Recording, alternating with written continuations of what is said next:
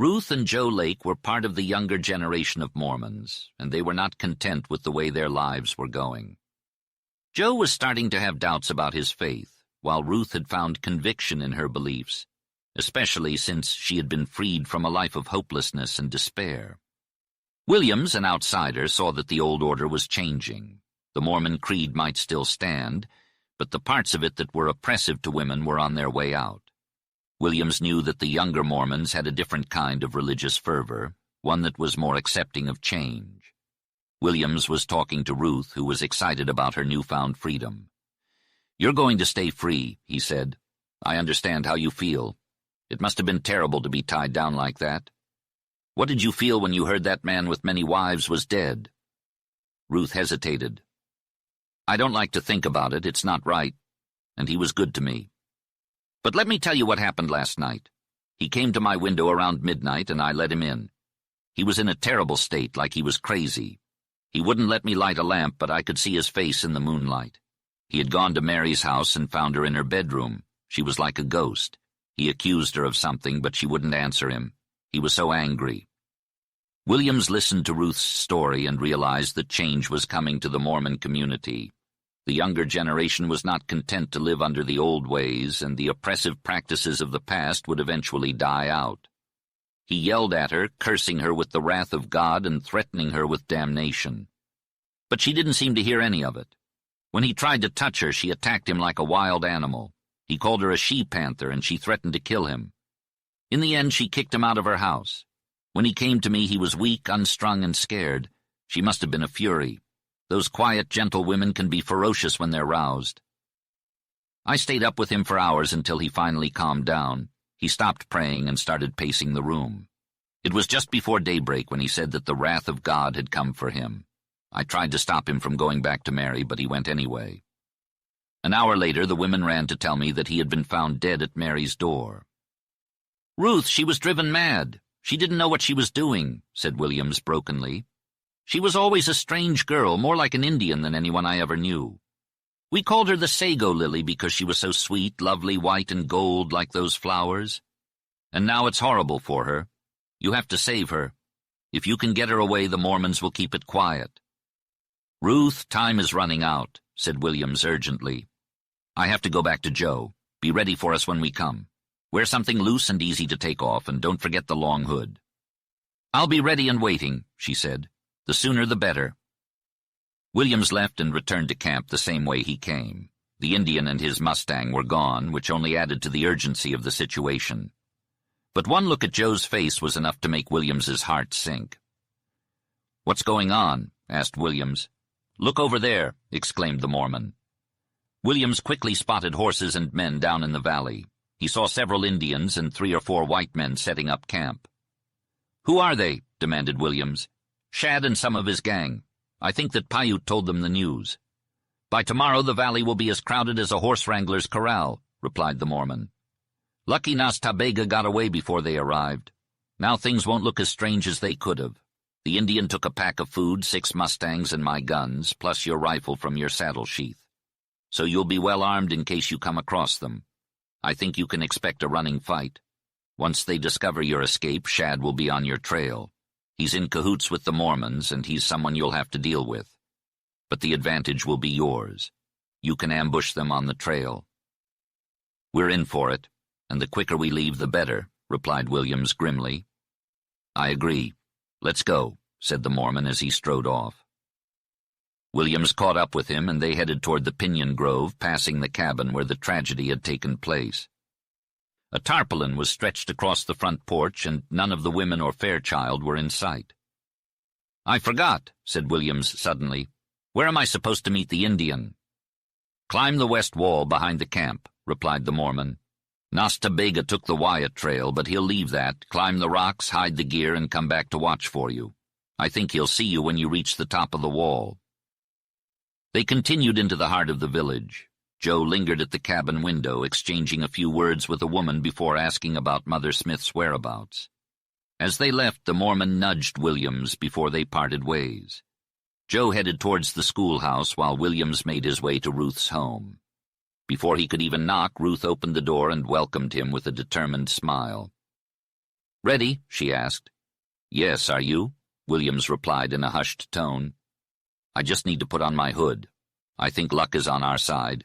Hester was here and said that Elder Smith told someone that Mary still hasn't had anything to eat, so I'm taking her a little something. It'll be a good excuse for me to get into the schoolhouse to see her. I can take off this dress and she can put it on in a minute. Then the hood. I mustn't forget to hide her golden hair. You know how it flies, but this is a big hood. Well, I'm ready now, and this is our last time together." "Ruth, what can I say? How can I thank you?" Williams asked. "I don't want any thanks.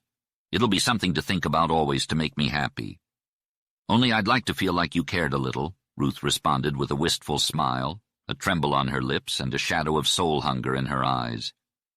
Williams understood her, knowing that she didn't mean love, though she yearned for it. "Care? I shall care all my life," he said with strong emotion.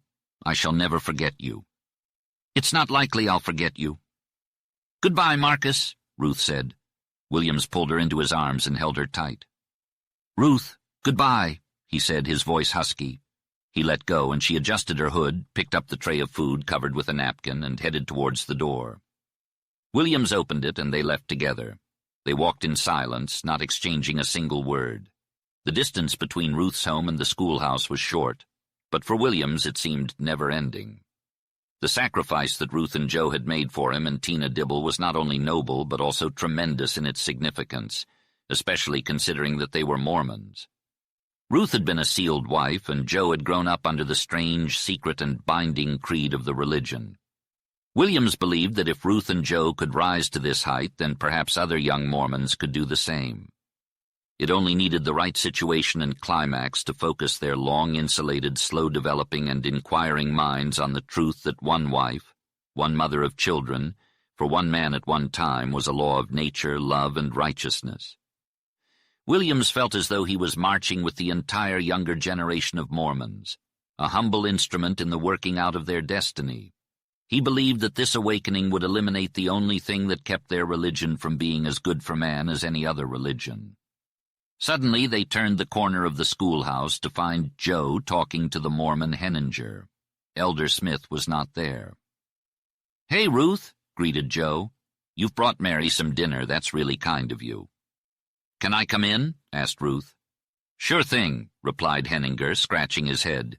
He seemed to be a good-natured person under pleasant conditions. "She should have something to eat, and nobody seems to have remembered that we're all hungry." He unbarred the huge, clumsy door and let Ruth in. "Joe, you can come in too if you want," he said. "Make sure you leave before Elder Smith returns from his dinner," Joe muttered before entering the house. Williams struggled to maintain composure in front of the mild-mannered Mormon. His insides were in disarray, and he knew it would be difficult to hide it from showing on his face. So he turned and wandered aimlessly. "Looks like rain's comin'," Henninger observed. "It's warm, and those clouds are unusual for this time of year." "Yes," Williams replied. "I hope so. The grass could use a little rain." "Joe told me Shad and some of his gang rode in," Henninger continued. "Yes, I saw them. There were about 8 in their party." Williams gritted his teeth and prepared himself for the task of controlling his emotions and expression when Joe emerged from the house. His sombrero was pulled down, concealing the top half of his face. His lips were pale, and he stood with his back to the door. "Mary needs quiet and to be left alone," he said. "Ruth says if she rests and sleeps a little, she won't get a fever. Henninger, make sure no one disturbs her until tonight." "Okay, Joe," the Mormon replied, "and Ruth and you are appreciated for your concern." A slight tap on the inside of the door made Williams's heart race. Joe swung the door open with force, indicating more than just a physical action. "Ruth, I reckon you didn't stay long," he said, his voice clear. "You look sick and weak. Seeing her flustered even me." A slender woman dressed in dark clothing and a long black hood stepped out, appearing unsure of her footing. She seemed to be Ruth, but Williams's heart stopped because she looked so much like Ruth. However, she didn't walk steadily and appeared dazed. Her hooded head remained low. "Hey, go home," Joe said, his voice a bit louder than before. "Williams, take her home or walk her around for a bit. She seems a little faint." He turned to Henninger. "And listen, Henninger." Williams took the girl's arm in what looked like a careless grip and led her away. After a few yards, she began to walk with more ease and then picked up speed. Williams had to hold on to her arm tightly to keep her from going too fast, but no one seemed to notice them. When they passed Ruth's house, Williams started to doubt that this was Tina Dibble. He wasn't calm or clear-headed, but he thought he recognized her freer step. However, he couldn't be sure. When they went under the trees, crossed the brook, and turned down the west wall, Williams knew for certain that this was not Ruth. His agitation and suspense were so strong that he needed to confirm with his own eyes and ears. He wanted to hear her voice and see her face. But at the same time he felt a twist of feeling, a reluctance, a sadness that held him back from the moment. They reached the low, slow-swelling slant of the wall and began to climb. It was impossible not to recognize Tina Dibble now, with her swift grace and skill on the steep wall. Even though he knew it was her, Williams stubbornly clung to the unreality of the moment. But when a long braid of dead gold hair fell from under her hood, his heart leaped. That was Tina Dibble. He had saved her. He was taking her away. Yet a sadness mixed with his joy. As always, she outpaced him on the ascent to the top. She kept going without looking back, but Williams couldn't resist the urge to look one last time at the valley where he had loved and suffered so much. Chapter 15. From atop the wall, the plateau stretched out in a sea of red and yellow ridges, with pockets of greenery scattered throughout. Against the sun, an Indian figure stalked on one of these ridges. He had spotted the fleeing pair. Disappearing into a niche, he emerged again around a corner of the cliff. Waiting there, he was soon joined by Williams and Tina. "Binai, it is well," he said. Williams asked for the horses, and Nas Ta Bega silently pointed down the niche, which was evidently an opening into one of the shallow canyons. Then he led the way, walking swiftly. It was Williams, not Tina, who had trouble keeping up with him. This pace made Williams focus more on the practicalities of the flight than the emotions. The Indian led them through a crack between low cliffs into a narrow canyon full of rocks and cedar clumps. In less than half an hour they arrived where the mustangs were waiting among some cedars. 3 of the mustangs, including Nakyal, were saddled. 1 bore a small pack, and the remaining 2 had blankets strapped on their backs. "Tina, can you ride in that long skirt?" asked Williams. It felt strange that his first words to her were practical when all he had been thinking about was his love for her. But as soon as he spoke, he felt a sense of relief and relaxation. "I'll take it off," replied Tina, just as practically. In a flash, she slipped out of both waist and skirt. She had worn them over the short white flannel dress that Williams had grown accustomed to. As Nakyal appeared to be the safest mustang for her to ride, Williams helped her onto him and then adjusted the stirrups. When he had set them to the proper length, he handed her the bridle and found himself suddenly gazing into her eyes. As soon as she removed her hood, he noticed that she was hesitant to meet his gaze, just as he was to meet hers. It was understandable. However, her face was flushed, and there were clear signs of growing excitement and happiness. Had it not been for that fleeting glance, she would have looked like the Tina Dibble he knew from before. He wasn't sure what he had expected her to look like, but it wasn't this. And he had never felt her simplicity so strongly before. "Have you been through this little canyon before?" he asked. "Oh, yes, many times," she replied. "Do you think you can lead us to Surprise Valley?" "I know I can.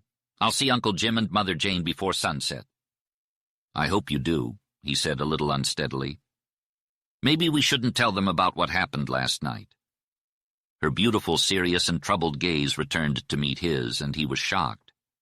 After some quick consideration, he realized he was amazed because instead of revealing fear or sadness or any haunting shadow of darkness, her gaze showed apprehension for him, a deep, sweet, and troubled love for him.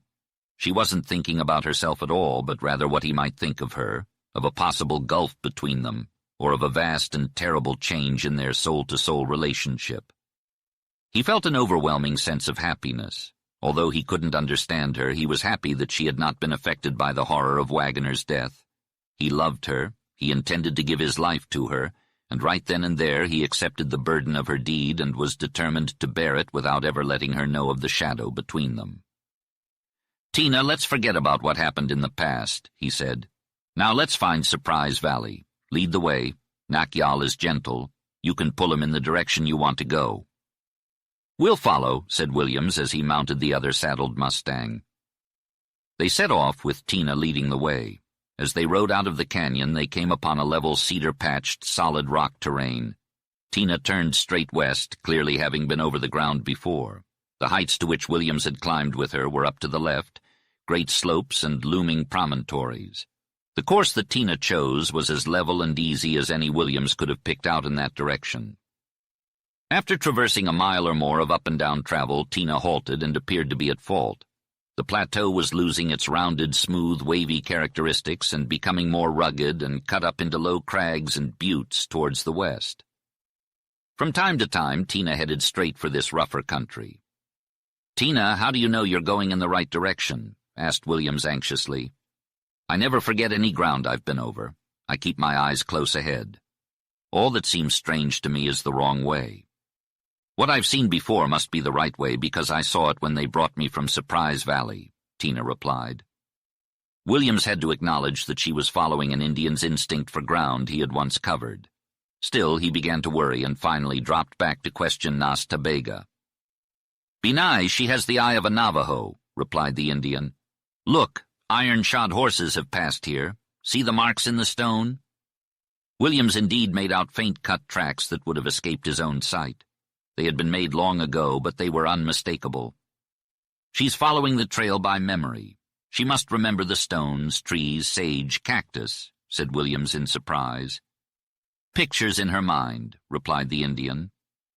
Thereafter, the farther Tina progressed, the less at fault she appeared and the faster she traveled. She rode at a swift pace, covering several miles an hour. By mid-afternoon she had entered a region of the plateau that was more rugged.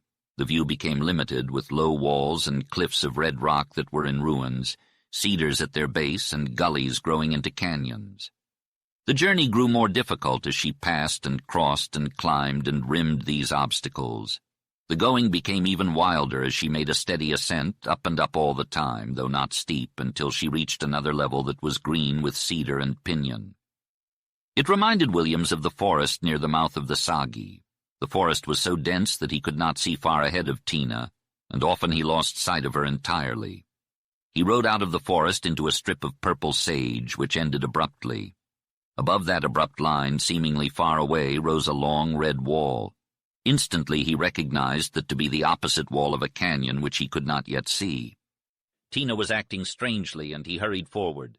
She slipped off Nakyal and fell, sprang up and ran wildly to stand upon a promontory, her arms uplifted, her hair a mass of moving gold in the wind, her attitude one of wild and eloquent significance. Williams ran too, and as he ran, the red wall in his eager sight seemed to enlarge downward, deeper and deeper, until it merged into a strip of green. Suddenly, beneath him yawned a red-walled gulf, a deceiving gulf seen through transparent haze, a softly shining green and white valley, strange, wild, beautiful, like a picture in his memory. "Surprise Valley," he cried in wondering recognition. Tina Dibble waved her arms as if they were wings to carry her swiftly downward, and her plaintive cry fitted the wildness of her manner and the lonely height where she leaned. Williams drew her back from the rim. "Tina, we are here," he said. "I recognize the valley." "I only missed the arch of stone," he said, bringing her back to reality. "The arch? It fell when the wall slipped during the great avalanche. Look, there's the spot. We can climb down there. Come on, let's hurry." The Indian reached the edge and scanned the valley with his sharp eyes. "Ugh!" he exclaimed. He recognized the valley that he had been searching for unsuccessfully for 6 months. "Bring the lassos," said Williams. They followed Tina as she led the way along the edge towards the head of the valley. At this point the wall had collapsed, creating a slope of jumbled rocks more than 1,000 feet wide and deep. It was easy to climb down because there were so many rocks that provided a good grip. Williams noticed, however, that Tina never used them. He stopped to watch her several times. She descended quickly, hopping from rock to rock, lightly crossing cracks and pits, running along the sharp edge of a long ledge, balancing on a pointed stone and leaping to another that barely had a foothold. Her moccasins seemed to hold on any angle, and when a rock tipped or slipped, she quickly found a better footing. Williams marveled at her agility, speed, and perfect balance, which demonstrated an incredible coordination between her eyes and feet. When he looked down at the wild valley where she had lived alone for 12 years, he was no longer surprised. As he descended further, the rocks grew larger until he was surrounded by massive pieces of cliff as big as houses. He lost sight of Tina completely and nervously made his way through a narrow, winding, descending path between the broken masses. Finally, he emerged onto a flat rock again. Tina stood on another edge, looking down. The slide had moved far out into the valley, and the lower part of it was made up of great sections of wall. The base of the wall had moved out with the avalanche, but this much of it had remained vertical. Williams looked up and was amazed by how far he had descended. The walls leaned like a great wide, curving, continuous rim of mountain. "Here, here," called Tina. "Here's where they got down where they brought me up. Here are the sticks they used. They stuck them in this crack down to that ledge." Williams ran to her side and looked down. There was a narrow split in this section of wall that was about 60 feet deep. The floor of rock below led out to a ledge with a sheer drop to the valley level. As Williams thought about how to descend lower, the Indian arrived. He selected one of the sticks, which were strong pieces of cedar, well hewn and trimmed, and jammed it between the walls of the crack until it stuck fast. Then, sitting astride this one, he jammed in another stick some 3 feet below. When he got down on that one, it was necessary for Williams to drop him a third stick. In a relatively short time, the Indian reached the ledge below. Then he called for the lassos. Williams threw them down. His next move was to attempt to assist Tina, but she slipped out of his grasp and descended the ladder with a swiftness that made him hold his breath. Still, when it was his turn, her spirit so governed him that he went down as swiftly and even leaped sheer the last 10 feet. Nasta Bega and Tina were leaning over the ledge. "Here's the place," she said excitedly. "Lower me down on the rope," Williams instructed Nasta Bega. The two men had to combine 2 30-foot lassos to reach the valley floor. Williams carefully placed his vest around Tina and slipped a loop of the lasso under her arms. Together they lowered her down to the grass below. Tina quickly untangled herself from the rope and disappeared into the wall, letting out the strangest cries Williams had ever heard. "I'll go down," Williams declared to Nasta Bega. "You stay here to help pull us up." With that, Williams began his descent, hand over hand, until his feet finally touched the grass. He couldn't help but feel a surge of exhilaration. "In Surprise Valley," he whispered to himself. This was the dream he had been waiting for, the one he had heard about from his friend's story. After years of wandering and searching the desert uplands, he had finally found it. As he turned to follow Tina along the wall, Williams was greeted with a breathtaking view. A wide terrace covered in green grass and moss was dotted with strange white flowers and dark spear-pointed spruce trees. Below the terrace was a thick copse of dwarf oaks that eventually merged into a beautiful strip of white aspen trees, their leaves rustling in the stillness. The air was warm, dry, and fragrant, reminding him of the dry caves he had explored in the past. From his vantage point, Williams could see a meadow filled with red and white spotted cattle and little black burros. He couldn't help but think of the immense toil and peril his friend Solomon had endured to bring the progenitors of this stock into the valley. It was a strange, wild, and beautiful story, but one that was fitting for this valley. Williams couldn't wait to explore everything this place had to offer. On the other side of the valley, beyond the meadow, lay the forest. The forest gave way to a rising bench of thicket which led to a green slope and mossy terrace of sharp-tipped spruces. The eye was irresistibly drawn up to the red wall where a vast, dark, and wonderful cavern yawned. Rust-colored streaks of stain on the wall and the black, vacant, silent windows of the cliff-dwellers' houses spoke weirdly of the unknown past. Williams passed a place where the ground had been cultivated, but not in the last 6 months. There was a scant shock of corn and many meager standing stalks. He became aware of a low, whining hum and a fragrance overpowering in its sweetness. Around another corner of the wall he came upon an orchard all pink and white in blossom and melodious with the buzz and hum of innumerable bees. He crossed a little stream that had been dammed, went along a pond, down beside an irrigation ditch that furnished water to the orchard and vineyard, and from there he strode into a beautiful cove between 2 jutting corners of red wall. It was level and green, and the spruces stood gracefully everywhere. Beyond their dark trunks he saw caves in the wall. Suddenly the fragrance of blossom was overwhelmed by the stronger fragrance of smoke from a wood fire. Swiftly he strode under the spruces. Quail fluttered before him as tame as chickens. Big gray rabbits scarcely moved out of his way. The branches above him were full of mockingbirds, and then he saw 3 figures standing before him. Tina Dibble was held close to the side of a magnificent woman, barbarously clad in garments made of skins and pieces of blanket. Her face worked in noble emotion. Williams seemed to see the ghost of that fair beauty Solomon had said was Jane Booth's. Her hair was gray. Near her stood a lean, stoop-shouldered man whose long hair was perfectly white. His face was clean-shaven with sad and sloping lines. He looked surprised as he stared at the woman and the man in front of him. Williams was speechless until he saw Tina Dibble's tear-streaked face, which broke the spell. He quickly leapt forward, his strong hands reaching for the woman and man. "Jane Booth! Beringer, I have found you!" Williams exclaimed. "Oh, sir, who are you?" Jane Booth asked with a rich, deep, and quivering voice. "This child came running and screaming. She couldn't speak. We thought she had gone mad and escaped to come back to us." "I am Marcus Williams," he replied swiftly. "I am a friend of Bern Solomon and his wife Bess. I learned your story, came west, searched for a year, and found Tina, and we've come to take you away."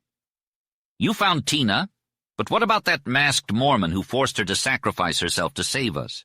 What of him? I remember my father, Dyer, and Tull, all those cruel churchmen," Jane Booth said, her voice filled with concern. "Wagoner is dead," replied Williams. "Dead? She is free. Oh, how did he die?" Jane Booth asked. "He was killed," Williams said. "Who did it?" Jane Booth asked. "That's no matter," replied Williams stonily, meeting her gaze with steady eyes. "He's out of the way. Tina was never his wife. Tina's free. We've come to take you out of the country. We must hurry. We'll be tracked and pursued, but we've horses and an Indian guide. We'll get away. I think it's better to leave here at once. There's no telling how soon we'll be hunted. Get what things you want to take with you." "Oh, yes, Mother Jane, let us hurry," cried Tina. "I'm so full I can't talk. My heart hurts so."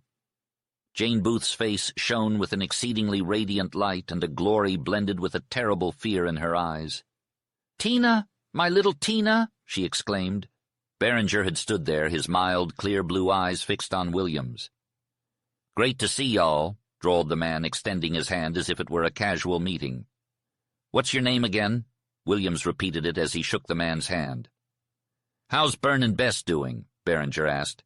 "Last I saw them, they were doing well, happy and prosperous, and they had a baby." "Well, ain't that just fine? Jane, did you hear? Bess had a baby. And Jane, didn't I always say that Bern would come back to get us out? Sure enough, it's just the same," Beringer exclaimed. Williams couldn't help but wonder if the man had grown old with how cool and easy he seemed. To Beringer, the past was yesterday, and the present danger was nothing. Williams was baffled as he looked into Beringer's face. If he didn't know the man's history, he would have thought that the lonely years in the valley had unbalanced his mind. Yet the coolness in an hour like this was inexplicable and impossible in an ordinary man. What was hiding behind that drawling coolness? What was the meaning of the long, sloping, shadowy lines on his face? What spirit lay in those deep, mild, clear eyes? Williams experienced a sudden check to his first growing impression of a drifting, broken old man. "Beringer, pack what little you can carry. It can't be much, and we'll get out of here," said Williams. "I sure will. I reckon I won't need a pack train. We saved the clothes we wore in here. Jane never thought it would be of any use, but I figured we might need them someday. They won't be stylish, but I reckon they'll do better than these skins." "And there's an old coat that was Solomon's," replied Beringer. The mild, dreamy look intensified in Beringer's eyes. "Did Solomon have any horses when you knew him?" he asked. "He had a farm full of horses, and there were 2 blacks, the grandest horses I ever saw," Williams replied with a smile. "Do you remember Black Star and Night, Beringer?" asked Shore. "I was wondering if he ever got them out. They must be getting old by now. They were magnificent horses, but Jane had another horse, a big and fierce sorrel named Wrangle. Did Solomon ever tell you about him in the race with Jerry Card?" "100 times," replied Williams. "Wrangle outran the blacks easily, but Jane never believed it. And I haven't been able to change her mind all these years. Do you think we'll get to see those blacks?" "I certainly hope so," replied Williams, feeling excited. "Won't that be great? Jane, did you hear? Black Star and Night are still alive, and we'll get to see them." Jane Booth only hugged Tina tightly and looked at Beringer with tears in her eyes. Williams told them to hurry and come to the cliff where they would begin their ascent from the valley. He thought it best to leave them alone to prepare and say goodbye to their cavern home. Then he walked along the wall, stopping here and there to admire the cave paintings. Sometimes he stopped to think and didn't see anything at all. Eventually he rounded a corner and saw Nas Tabega sitting on a ledge, calm and watchful as always.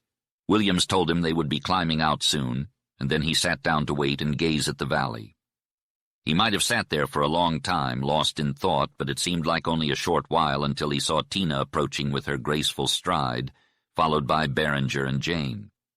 Jane carried a small bundle, and Berenger had a heavy sack over his shoulder. "Those beans sure are heavy," he drawled as he put the sack down on the ground. As Williams approached the sack, he couldn't help but notice how heavy it was. He grabbed hold of it and was surprised to find that it took a considerable amount of effort to lift it. "Beans?" he asked inquisitively. "You betcha," replied Berenger. "That's the heaviest sack of beans I've ever seen. We need to pack light for the long and rough trail ahead of us." "Well, I ain't about to leave this sack behind," declared Williams. "I've been filling it for over 12 years.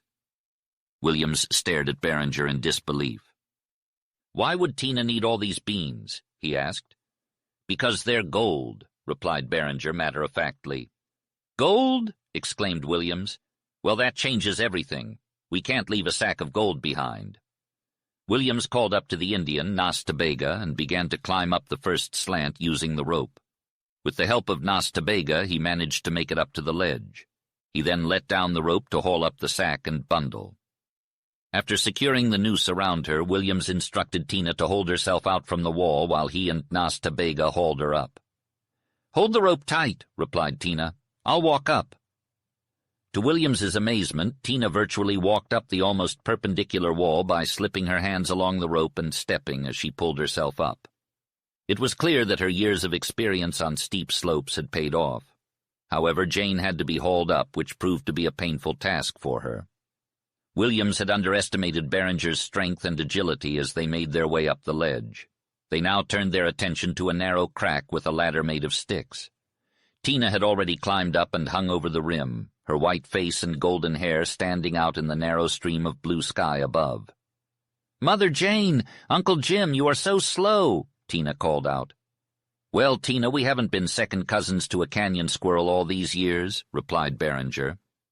The upper half of the climb was proving to be just as challenging for Jane, if not more so, than the lower half. The Indian had to climb up and drop a rope looped around her, and with him pulling from above and Williams assisting Jane as she climbed, she was finally able to make it up without incident. Once they all reached the top, they rested for a while before facing a great slide of jumbled rocks. Tina led the way, light, supple, and tireless, causing Williams to constantly admire her. They eventually reached the point where Tina had led them out of the cedars. Nas Tabega was now the one in charge of making decisions about their immediate future. He said he had seen a pool of water in a rocky hole, that it was getting late, and that there was a little grass for the mustangs. It would be wise to set up camp there. So while Nas Tabega tended to the mustangs, Williams prepared camp and supper with the light pack they had. The question of beds was easily solved, as the soft mats of needles under the pinyon and cedar trees would be comfortable places to sleep. By the time Williams was finished with preparations, the sun was setting. Berenger and Jane were walking under the trees, and the Indian had returned to camp, but Tina was nowhere to be found. As Williams approached the edge of the forest, he caught sight of Tina sitting on the promontory. Despite a nagging feeling that he should stay away, he made his way towards her. "Tina, would you rather be alone?" he asked, startling her. "I want you," she replied, extending her hand. He took it and sat beside her, the red sun at their backs. Surprise Valley lay below them, hazy and shadowy. The opposite wall seemed to be on fire, with bright crimson flames licking at its base. But as the sun began to set, the fiery glow gave way to dusky veils and long red rays, casting the valley in a purple gloom. The forest darkened and the meadow turned gray, while the shelves and caverns were swallowed by the shadows. As the sun disappeared below the horizon, twilight descended upon Surprise Valley. The opposite wall grew cold, and the nighthawk's lonely cry pierced the silence. A pale star twinkled in the sky, marking the end of twilight.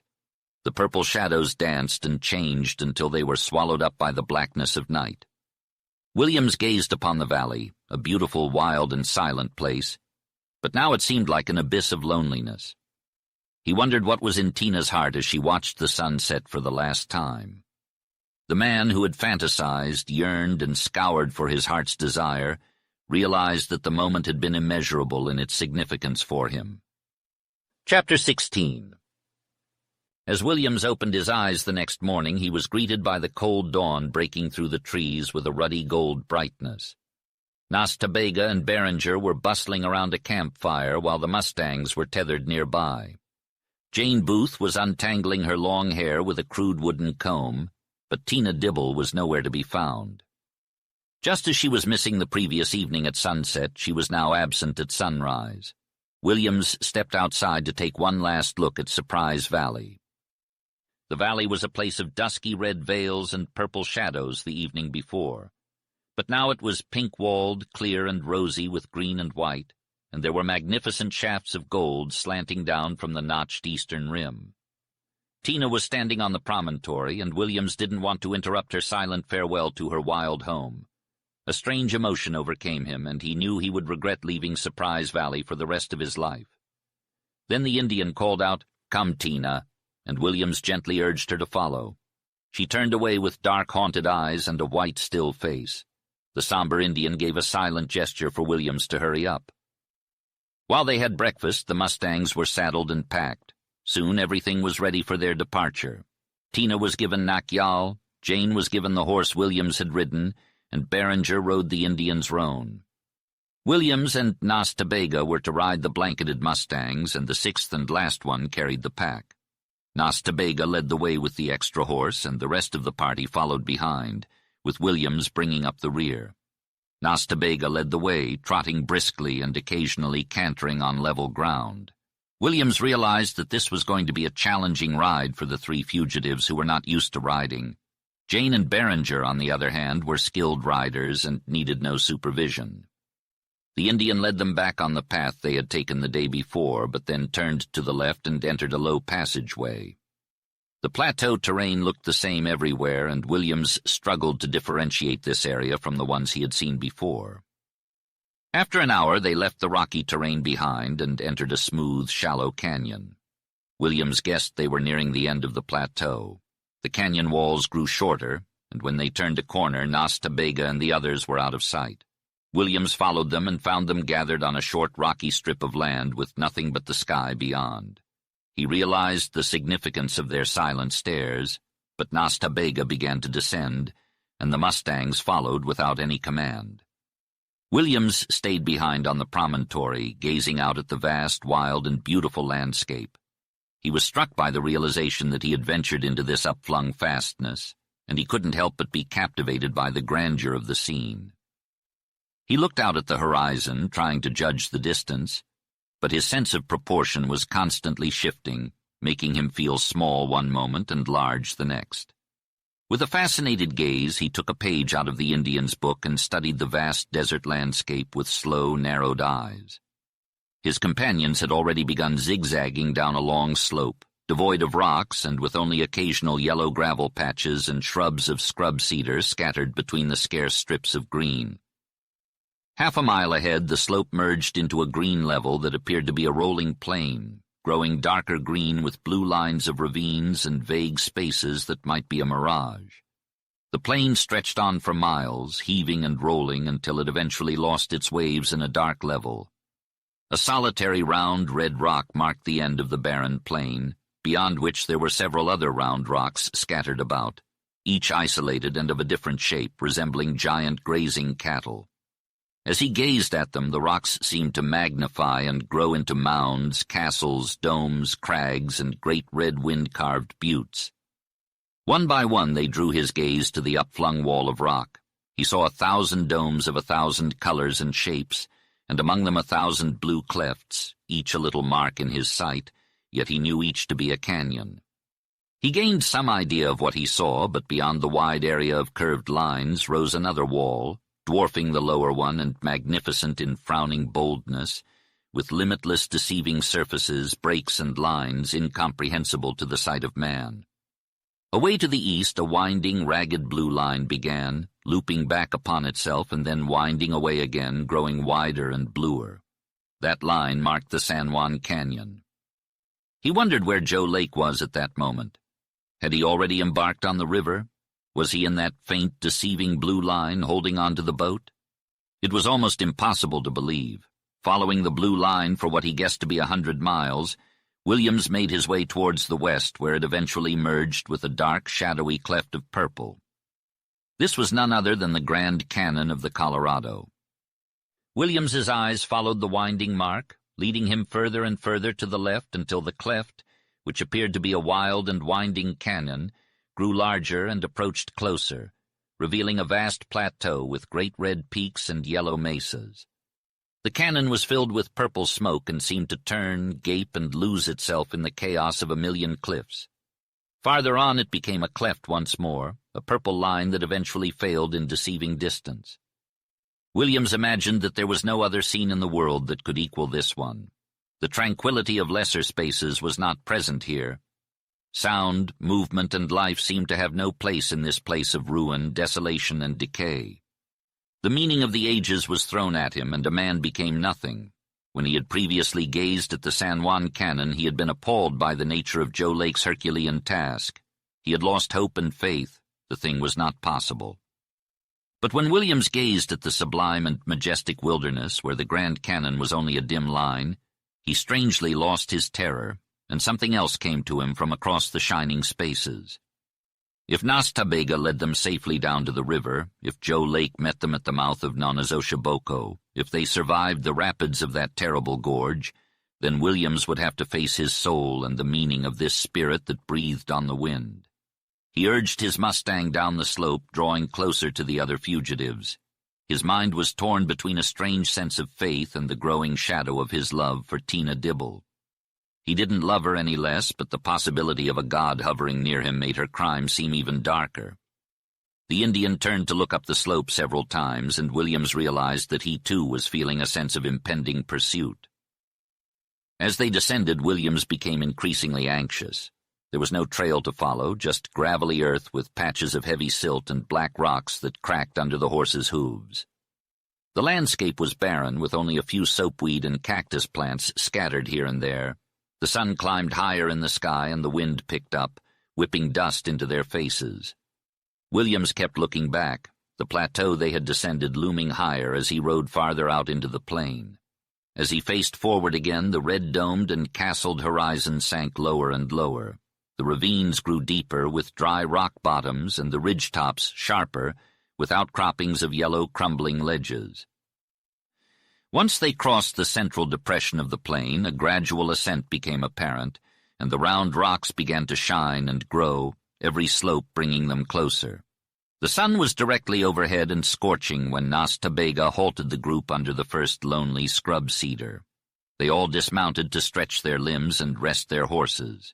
It was a quiet group, and Berenger's comments on the never-ending green plain received no response. Jane Booth gazed into the distance with a nostalgic look in her eyes. Williams felt Tina's wistful glance but couldn't meet it. He seemed to be hiding something from her. The Indian fixed a falcon gaze on the distant slope, and Williams didn't like the intense, searching watchfulness.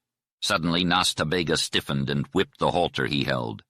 "Ugh!" he exclaimed. All eyes followed the direction of his dark hand. Puffs of dust rose from the base of the long slope they had descended, and tiny dark specks moved at a snail's pace. "Shad," added the Indian. "I expected it," said Williams darkly as he rose. "And who's Shad?" drawled Berenger in his cool, slow speech. Williams briefly explained, then looked at Nas Ta Bega and added, "The hardest riding outfit in the country. We can't get away from them." Jane Booth remained silent, but Tina let out a low cry. Williams didn't look at either of them. The Indian swiftly tightened the saddle cinches of his roan, and Williams did the same for Nakyal.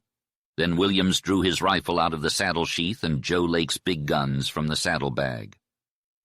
"Hey, Berenger, maybe you forgot how to use these," said Williams as he handed the guns over to the old gunman. Berenger jumped as if he had seen a ghost. His hands turned into claws as he reached for the guns. He opened the cylinders, spilled out the shells, snapped them back in, and reloaded the guns with lightning speed. Williams heard the hammers falling so quickly they blended into one sound. Berenger was a different man now. He had a cold, ashy shade on his face, and his mild eyes had changed. The long, shadowy, sloping lines were now tense cords. 12 years, Berenger muttered to himself. I dropped them old guns back there where I rolled the rock. 12 years. Williams knew that the 12 years were now irrelevant. He would rather have Berenger with him than a dozen ordinary men. The Indian spoke rapidly in Navajo and said that they would be safe once they got to the rocks. He looked at the distant dust puffs and then wheeled his Mustang. The others followed his lead, drawing them to a light trot, climb, or canter. Williams didn't turn around for a long time, knowing what to expect. When he did, he was startled by how close the pursuers had gotten. However, he was encouraged by the looming red rounded peaks that were now visible. They were approaching a wild place, and once they were in there, Williams believed that pursuit would be useless. Despite having miles to go, the hard-riding pursuers were making an alarming decrease in the distance between them and the fugitives. Williams could now see the horses clearly as they kicked up a cloud of dust. He counted up to 6 before the dust and the moving line made it impossible to distinguish the individual horses.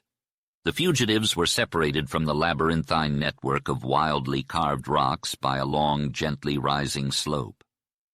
However, the clear air made the distance seem shorter than it actually was. The Mustangs climbed mile after mile, and when they were about halfway across the last slope to the rocks, the first horse of the pursuers caught up. In a few moments, the whole band was strung out in sight. Nas Ta Bega kept his Mustang at a steady walk, despite the gaining pursuers. But when he reached comparatively level ground, he put his mount to a swinging canter. The other Mustangs broke into the same gait, and it became a race with the couple of miles between the fugitives and pursuers only imperceptibly lessened. Nas Ta Bega had saved his Mustangs, and Shad had ridden his to the limit. Williams kept looking back, gripping his rifle, hoping it would not come to a fight, yet slowly losing that reluctance. Sage began to show on the slope, and other kinds of brush and cedars straggled everywhere. The great rocks loomed closer, the red color mixed with yellow, and the slopes lengthened out, not so steep, yet infinitely longer than they had seemed at a distance. Williams ceased to feel the dry wind in his face. They were already in the lee of the wall, and he could see the rock squirrels scampering to their holes. The Mustangs valiantly held to the gate, and at last the Indian disappeared between 2 rounded corners of cliff. The others were close behind. Williams wheeled once more. Shad and his gang were a mile in the rear, but coming fast despite winded horses. As Williams rode around the wall, he found himself in a thick forest of cedars. The space gradually widened until it ended in a bare slope of smooth rock. The Indian accompanying him dismounted and instructed the others to lead their horses and follow. He then began to climb the rock, which was smooth and hard, with not a single crack or broken piece of stone in sight. Nas Ta Bega climbed straight up for a while before winding around a swell and turning this way and that, always going up. Williams soon saw similar mounds of rock all around him, of every shape that could be called a curve. There were yellow domes far above and small red domes far below. Ridges ran from one hill of rock to another with no abrupt breaks but holes, pits, and caves everywhere. Occasionally, deep down, an amphitheater green with cedar and pinyon could be seen. Despite the lack of a trail on those bare slopes, the Indian seemed to have a clear idea of where he was going. Williams was high enough to see back upon the plain, but the pursuers were no longer in sight. Nas Ta Bega led them to the top of that wall, only to reveal another and higher wall beyond, with a ridged, bare, wild, and scalloped depression between. Here, footing began to be precarious for both man and beast.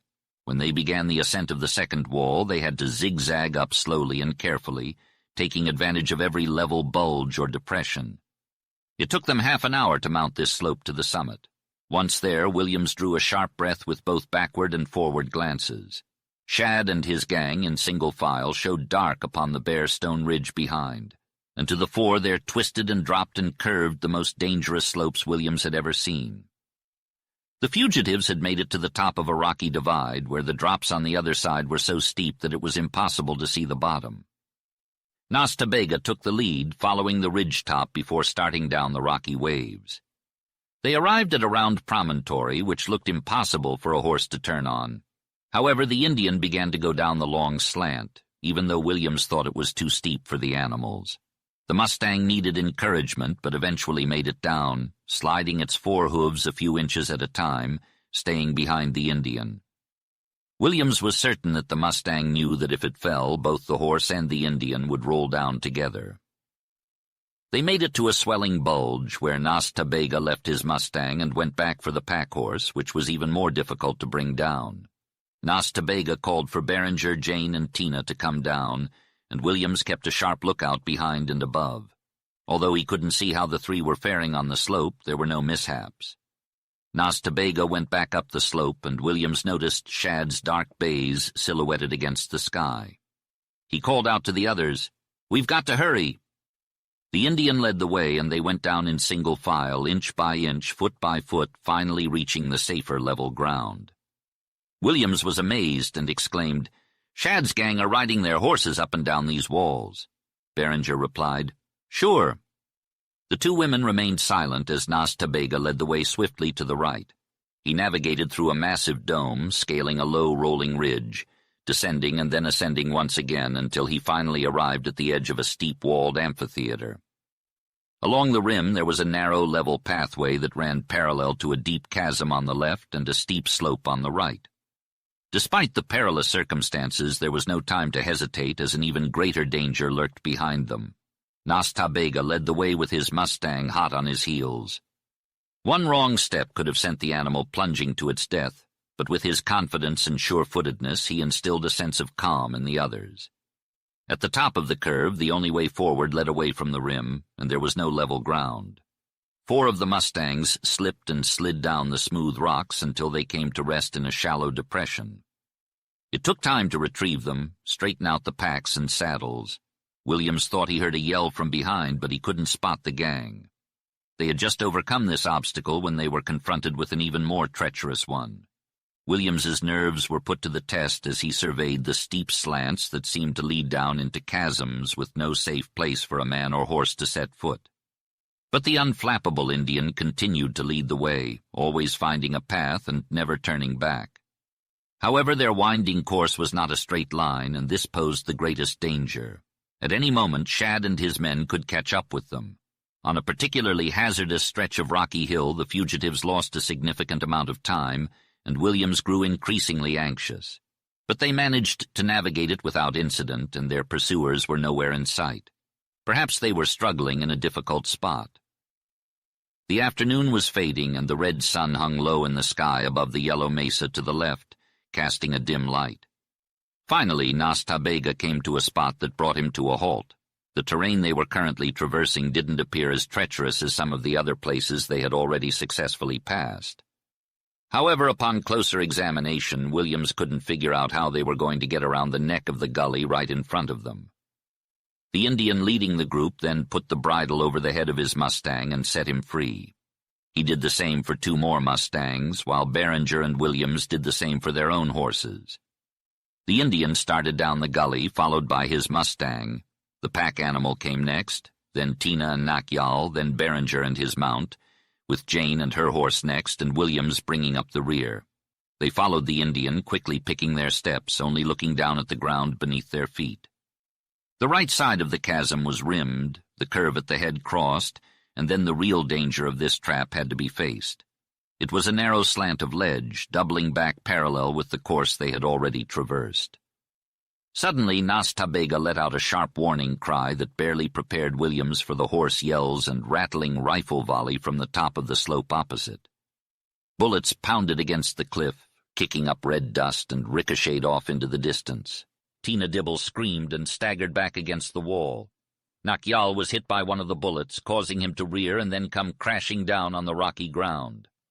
The Mustang behind him went to his knees, then sank with his head over the rim and finally slipped off, plunging into the depths below. In an instant, a dull crash echoed up to them. For a moment there was immediate danger for the horses, more so from the gaping hole than the badly aimed bullets. Beringer quickly drew Jane up a little slope out of the way of the frightened horses. Williams, risking his own safety, rushed to Tina, who was holding her arm, which was bleeding. Ignoring the rain of bullets, he half-carried, half-dragged her along the slope of the low bluff, where he hid behind a corner until the Indian drove the mustangs around it. Williams's fingers were soaked in red blood from Tina's arm as he used his scarf to tie a tight knot around her wound. Beringer was getting impatient, having already left with Jane, and was calling out for Williams to hurry up. It was Williams's idea to stop and fight, but he didn't want to leave Tina behind, so he rushed ahead with her. The Indian was leading the horses at a fast pace over a long, flat terrain with towering walls on either side. Beringer and Jane were looking back, while Williams noticed a steep slope to his left. He looked down to see a narrow chasm and crevices in the cliffs, with clusters of cedars here and there. Nas Ta Bega had disappeared with the mustangs, likely taking a shortcut behind the split cliffs. Williams and Tina caught up with Beringer and Jane, panting and hurrying, looking back and forth, trying to keep up with the Indian's path. Williams was sure they had lost him, but then he saw him down to the left. They all ran to catch up with him, going around the chasm and then through a narrow crack that led them to the rim, surrounded by cedars. The Indian was waiting for them, pointing down to another long strip of naked stone, leading to a narrow green split, which was clearly different from the rest of the curved pits and holes and abysses. This was the head of a canyon.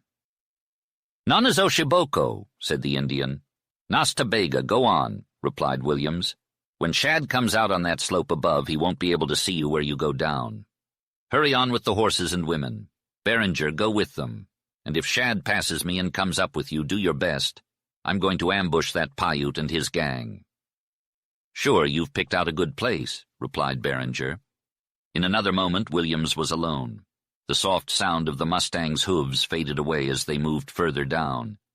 He stared down at his hands, stained red with the blood of his beloved. Rage shook his body, but not from the fear of blood that Shad's pursuit had instilled in him. No, it was the thought of Tina being wounded that turned him into a fierce tiger. He waited until his emotions subsided and he regained his control. Then he crawled under the cedars and hid while he watched and waited for Shad. Shad was slower than usual, and Williams watched the corner where they had escaped. But Shad did not appear. The sun was setting, and soon it would be too dangerous to travel on the walls. Williams hoped that Shad would abandon the pursuit for the day. Suddenly he heard the sound of hooves clicking on the ground. He focused his sight on the corner where he expected the pursuers to appear. The sound of the hooves grew louder until he realized that they could not possibly come from beyond the corner he was watching. He looked far to the left and right but saw no one. Then he saw a group of horses bobbing their heads over a bulge of stone.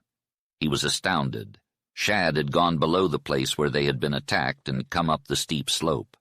8 more horses emerged into view, bringing the total to 16. Williams easily recognized the short, broad rider leading the group as Shad, the Paiute. It was clear to Williams that Shad was unfamiliar with the area, perhaps even fearing an ambush. However, Williams soon became convinced that Shad had not anticipated any danger, or at least was not afraid of it, and had taken the wrong route. In fact, if Shad and his gang moved a little further up the hill, they would be in grave danger. Williams was impressed by the bravery of these Indian horsemen as Shad and 3 others were mounted, while the white outlaws were on foot.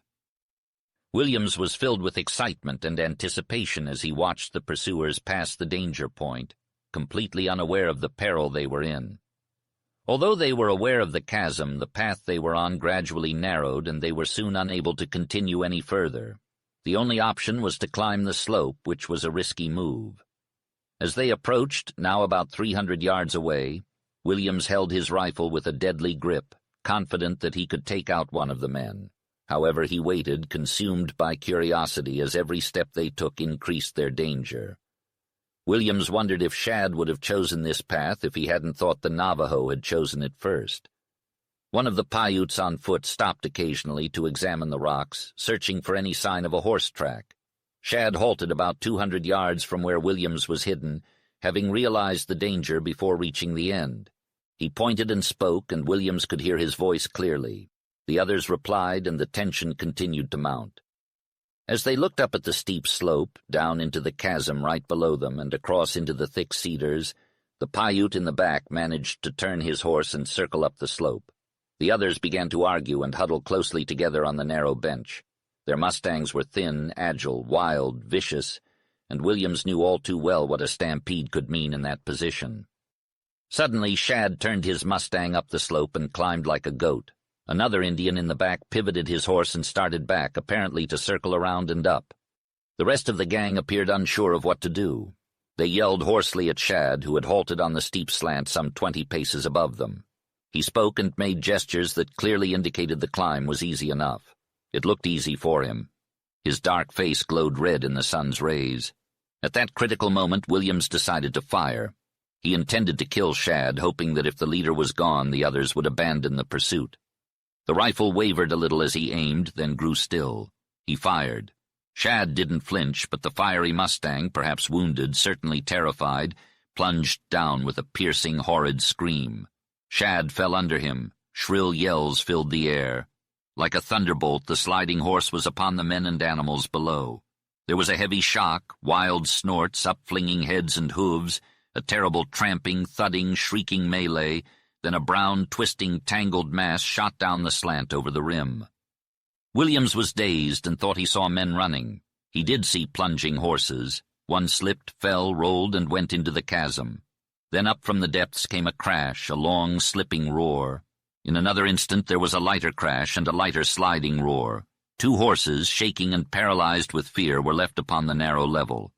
Beyond them, a couple of men were crawling along the stone, trying to make sense of what had just happened. On the high ground, two Native Americans stood holding down frightened horses. They stared at the fatal slope, unaware of the tragedy that had just occurred. Williams lay under a cedar, barely comprehending that his ill-aimed shot had resulted in a calamitous outcome. He did not intend to shoot at the Paiutes, but they evidently feared an ambush and quickly retreated up the slope and out of sight. The frightened horses below whistled and tramped along the lower level before finally disappearing. Williams peered over the rim and saw dark pinions hundreds of feet below. He realized that he could not determine the number of casualties. The swift and shocking finale had stunned him like a lightning bolt. Suddenly, Williams thought of Tina and Jane and the anguish they must be experiencing at that very moment.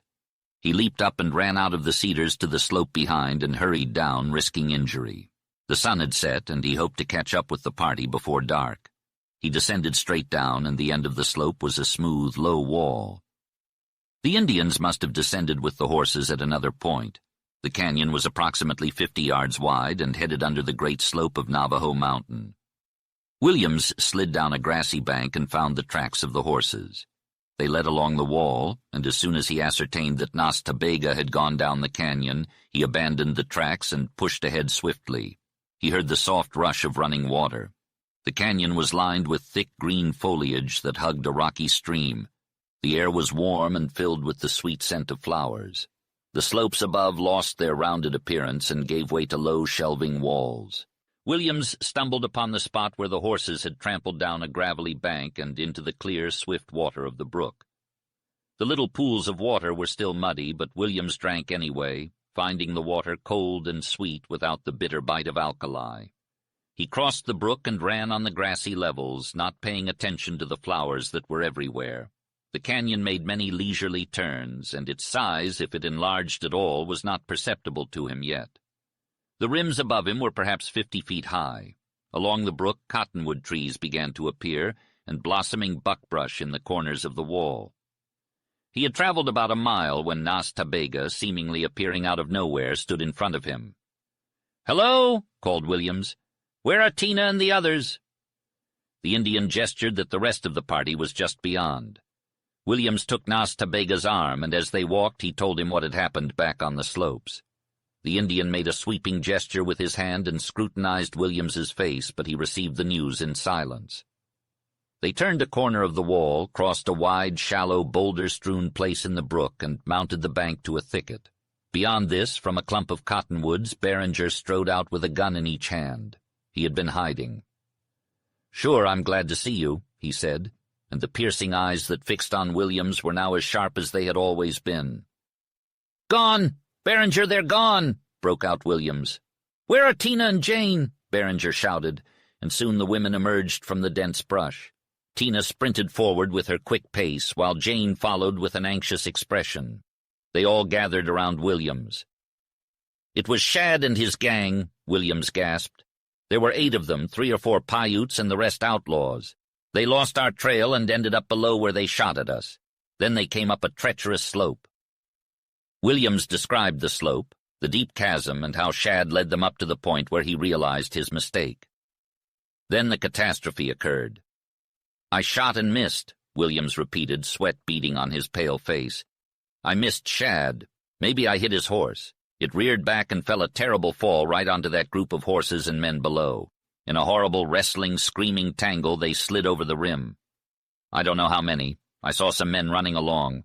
I saw 3 other horses plunging. One slipped and went over. I have no idea how many, but Shad and some of his gang perished." "Well, that's great," Beringer exclaimed. "But I might not get to use those guns after all." "Definitely not on that gang," Williams laughed. "The 2 Paiutes and whoever else escaped turned back. Maybe they'll encounter a posse of Mormons, because the Mormons will certainly track us too, and return to where Shad lost his life. It's a terrible place. Even the Paiute got lost and couldn't follow Nas Tabega. It will take any pursuers some time to figure out how we got in here. I believe we don't have to worry about further pursuit. Certainly not tonight or tomorrow. Then we'll be far down the canyon." When Williams finished his speech, the tension in Tina and Jane's faces subsided. "Nas Tabega, let's make camp here," Williams said. "There's water, wood, and grass. This is more like it."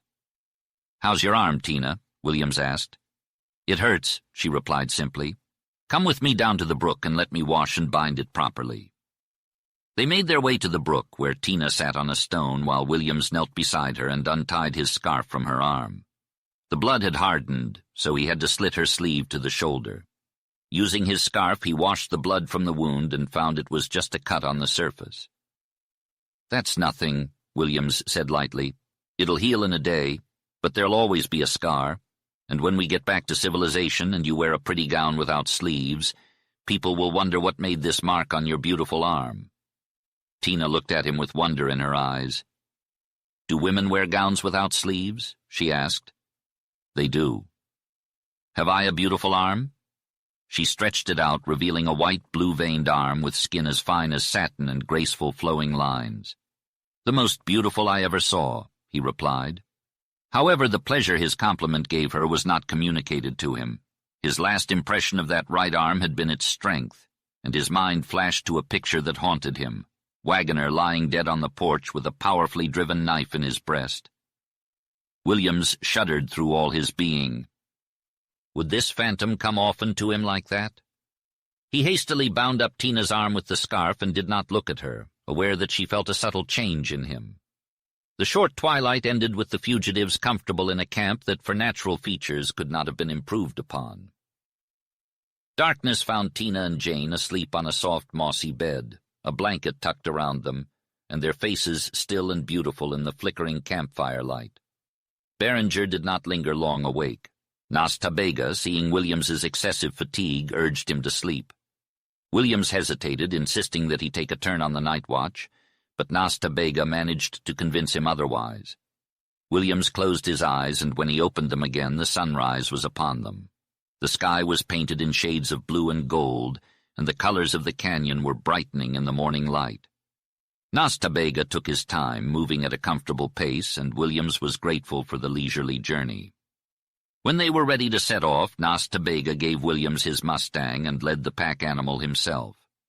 They traversed the canyon, picking the best paths to cross the stream and climb the banks. Williams had nothing to do but to reflect on the beauty of the canyon and its wildness. His experience in the desert did not prepare him for this trip, and he was amazed at the strange, beautiful, and lost canyon. The walls of the canyon grew higher and began to lean and bulge. The strip of sky above looked like a flowing blue river, and huge caverns had been carved out by some unknown force of nature.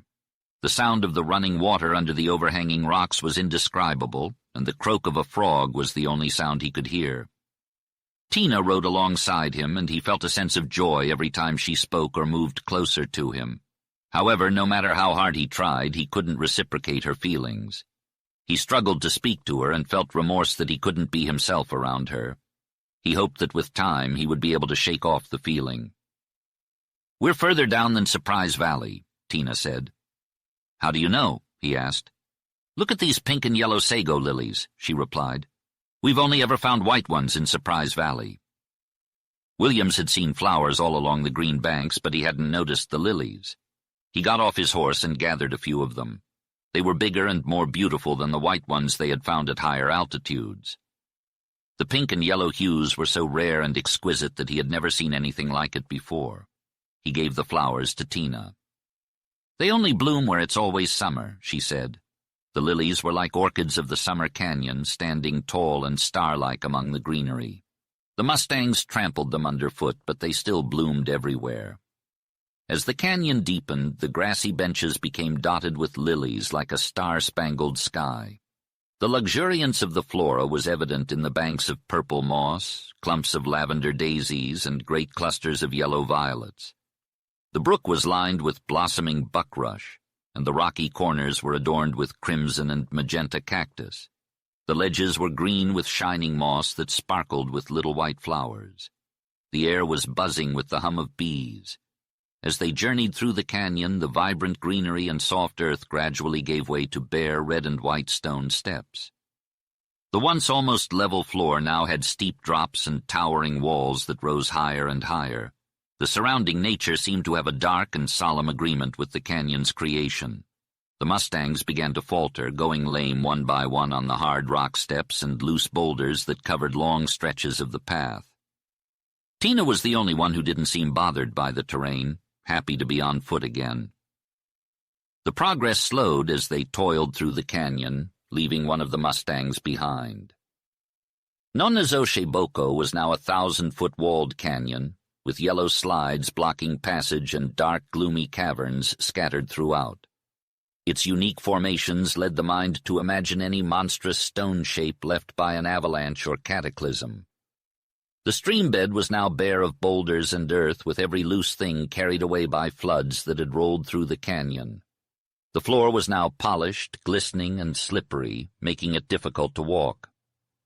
Tabega decided to abandon the stream bed and take to the rock-strewn and cactus-covered ledges above.